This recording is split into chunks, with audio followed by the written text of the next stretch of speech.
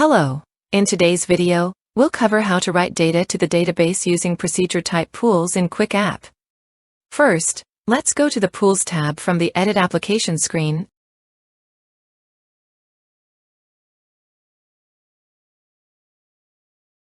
and load our sales budget application. As you may remember, we have a pool called This Year Plan that we used for both reading and writing data directly to the sales plan table in the product plan schema. When we examine this pool, we see fields defined in the Pool Key Fields section, including Plan Status ID, Sales Channel ID, Brand ID, Category ID, Main Group ID, Product Group ID, Merch Year, Merch Month, and Sales Season ID. Additionally, the saved data is stored in fields such as Sales Unit, Sales Cost, Sales Revenue, and Sales Initial Revenue. In this example, we'll focus on a scenario where we want to save data through a procedure rather than writing directly to the table. Saving data via a procedure can be useful in cases where specific modifications need to be made before saving. In this video, we'll demonstrate the data saving process using procedure type pools with a simple example. Let's start by creating our procedure in SQL. I've prepared a procedure called SP Save Sales Plan in the product plan schema. You can find the code in the video description. The first important thing to note in this procedure is passing the pool key fields in our pool as parameters to the procedure. Therefore, we defined all pool key fields from Plan Status ID to Sales Season ID as parameters. And we added other values to be saved as additional procedure parameters. Another point to pay attention to is assigning default values to these parameters. This is because if the user changes the value, QuickApp will pass this value to the procedure. However, if no changes are made, the procedure will use the default value. If the user clears the value, the procedure will receive these parameters as null. To determine if the user has changed the value, we assign an impossible default value like -99,999 to these parameters. This way, we can check within the procedure whether the value was modified by the user or not. By looking at the default values of incoming parameters, we analyze whether a user modification has been made. If we examine the code, we use a select statement to return the data set as output. We add the pool key field and savable value fields received as parameters, and we create a dataset indicating whether the value equals the default, 0, or has been modified, 1. With this dataset, we perform a join with the sales plan table in the product plan schema. If there's a match, meaning there's a record in the database for the relevant fields, we update it with the incoming values. For example, for the sales unit value, if the user entered a new value, we use this value. Otherwise, we use the current table value. If there's no match, we insert the new data into the table.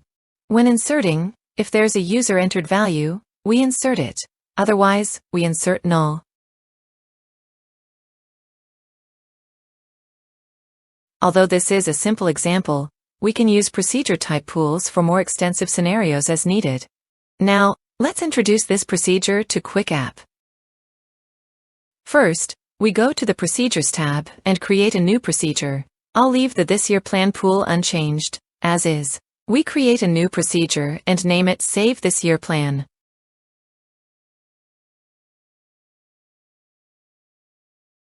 We select Scope as Application, set the pool type as Write, and Source as Procedure. Set Blue Earth as the connection, and specify the SP Save Sales Plan procedure in the product plan schema.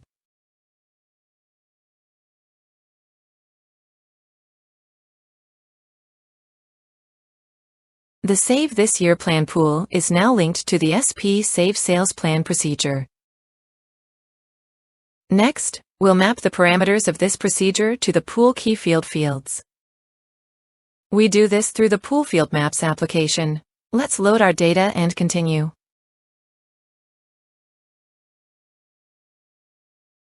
Switching to Matrix View. Here, all fields of our application are listed at the top. Under the Save This Year Plan pool, we match each application field with the corresponding parameter in the procedure. I'll do it like brand ID, category ID, main group ID, merch month, merch year, plan status ID, product group ID, sales channel ID, and sales season ID.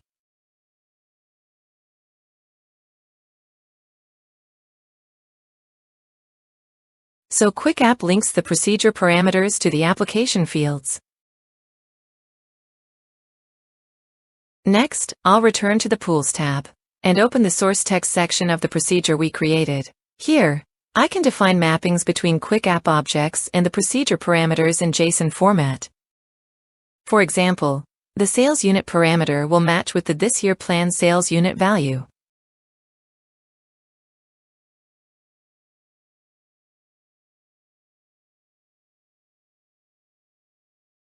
Sales revenue with the this year plan sales revenue.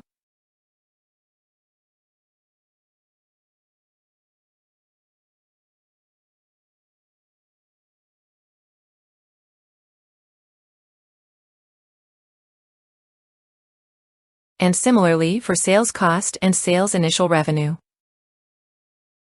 This also allows us to link a workspace filter to the procedure's parameters. For more details, you can refer to the standard QuickApp documentation.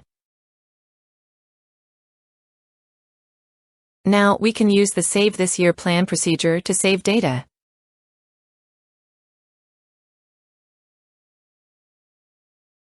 We go to the Values tab, load the data,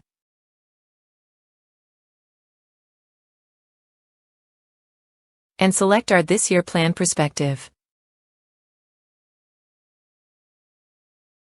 We filter only our savable values, and I'll set for these values the right pool to save this year plan.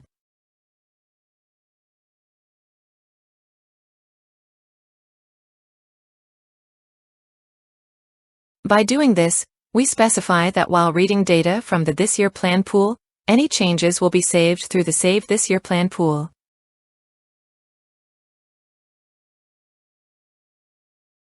Before testing, we defined the This Year Plan pool for read only. Now let's open our application. Load our data.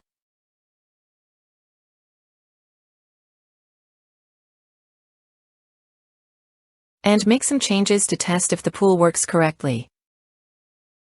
For instance, let's update a figure here to 500K.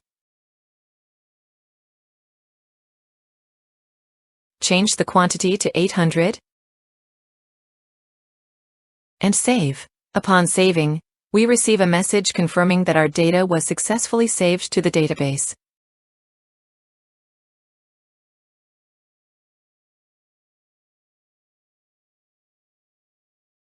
If you also want to perform checks or do some operations before saving data, you can route your save operations to procedures using a write pool in a similar way. See you in the next video. Take care.